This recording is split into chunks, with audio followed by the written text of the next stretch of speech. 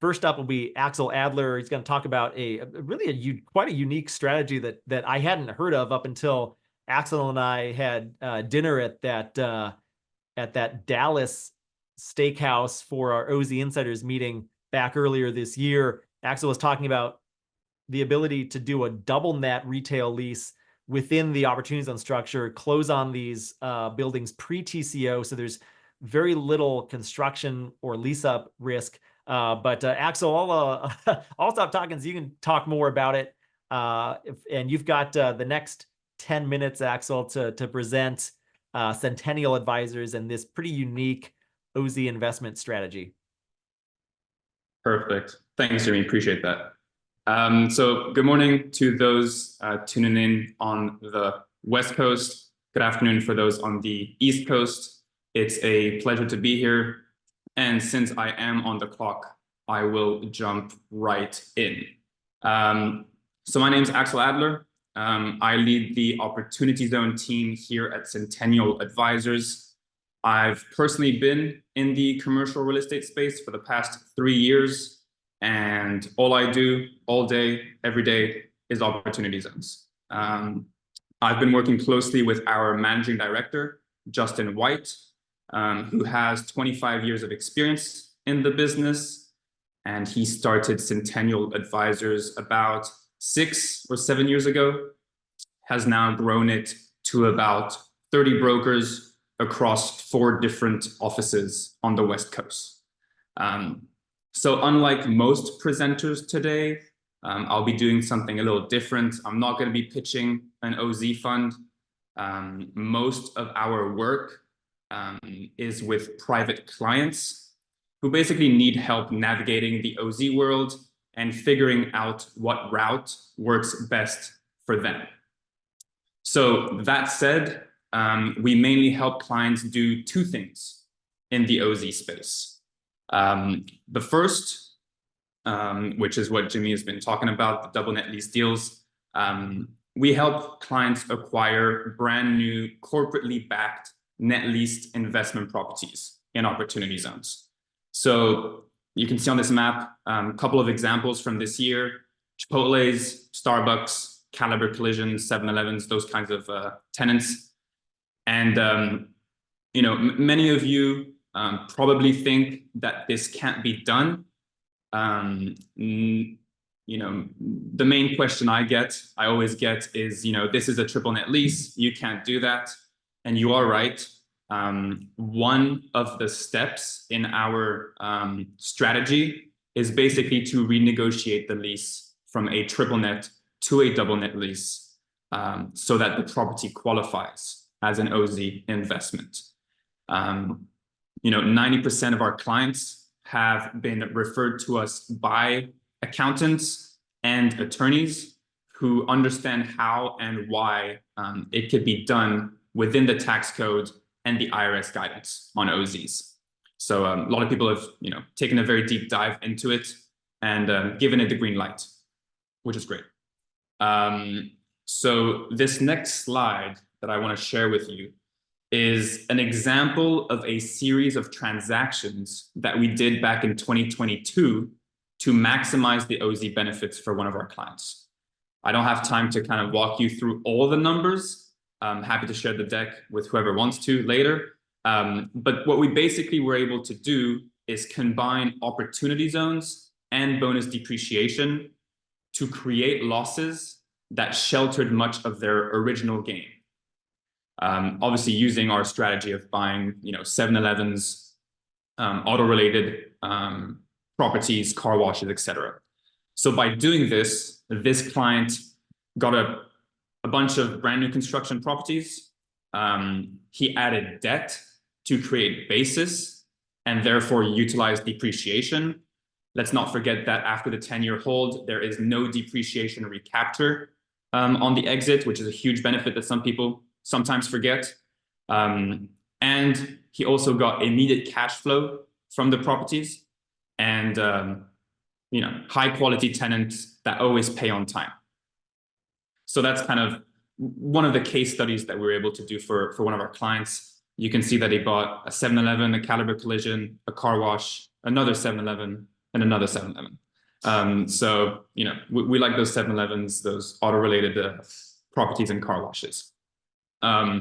During the whole day that I was on the pitch day, I've been listening to a lot of presenters, and there's a lot of questions and comments about the best opportunity zones in the country. In addition to our unique strategy, since no one else is doing it right now, my job is to find the best located OZ deals across the country. So I've got two that I just want to walk you guys through very quickly, just to kind of illustrate that. The first one here is a Caliber Collision at the bottom of your screen, brand new construction, and it's located in West Lafayette, Indiana. As I'm sure a lot of you guys know, West Lafayette is home to Purdue University, and this property is only 3 miles away from Purdue University. I think it has over 45,000 students enrolled and over 15,000 employees that work at the university. I actually took this picture last month when I went to go check up on it for my client, and found that there was a under construction multifamily development in the back. So we look for areas that are close to universities because they're low income, but we all know that universities are great areas to be in, and also areas that are growing, as you can see with some multifamily development in the back there. The second example I want to talk about real quick is CNC Metals in Sparks, Nevada. Sparks, Nevada is about 20 minutes east of Reno. It's part of the Tahoe Reno Industrial Center, which is a 100,000 acre industrial park that's home to Tesla, Google, Apple, Amazon, Walmart, Home Depot. I could go on and on. All the big tenants are out there, and the whole county is actually an opportunity zone. So obviously this area is expected to have significant growth over the next 3-5 years, workforce housing, hotels, retail, industrial, all of it. So great area for opportunity zone investments. So my client is obviously very pleased with this acquisition. So that's kind of the first part. What we do is help our clients buy these properties across the US. The second thing we do is we work with developers during the construction process to maximize the value of their property. We understand the benefits for these OZ products on the acquisition side of things, and there is a premium for developers that developers can achieve that isn't really widely understood or recognized by the brokerage community. And so this client engaged us during the construction period, and what we were able to do for him is provide faster to market disposition strategy compared to a traditional post-completion execution. We closed on this pre-CO, and then we bring a buyer pool of our captive OZ fund buyers that essentially results in more offers and better terms for the seller. The third thing is we obviously calculate the OZ benefit for the developer, kind of based on product type and location. The range is usually between 45 and 125 basis points.